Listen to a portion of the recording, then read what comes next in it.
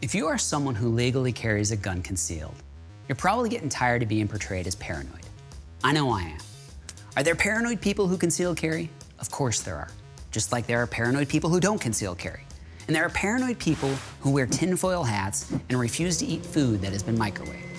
But the decision to conceal carry, in and of itself, is not a natural extension of paranoia as we've been asked to believe. Let's talk about the logic that might lead someone to conceal carry. On the extreme side, one might conceal carry if they know there is a real threat to their safety or security.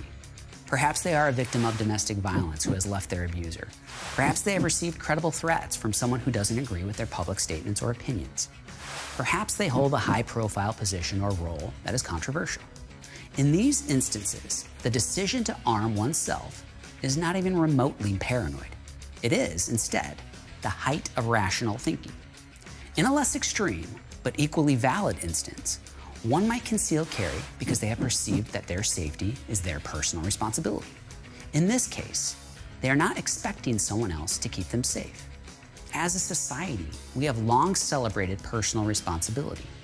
Why would we treat taking personal responsibility for your safety any differently than taking personal responsibility for paying your bills, putting yourself through college, or building a family business from the ground up? And finally, one might logically choose to conceal carry simply because it's their right to do so. We don't ask people to rationalize their right to vote, their right to free speech, or their right to due process. We accept the right itself as rationalization. Why would this right, our Second Amendment right, be any different? Regardless of the reason, there are several valid and rational reasons that someone might choose to conceal carry.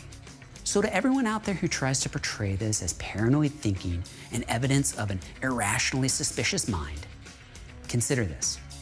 What does it say about you that you are afraid of people who are legally exercising their right to bear arms? What does it say about you that your fear of an inanimate object, a gun, has led you to suspect everyone who chooses to own that object?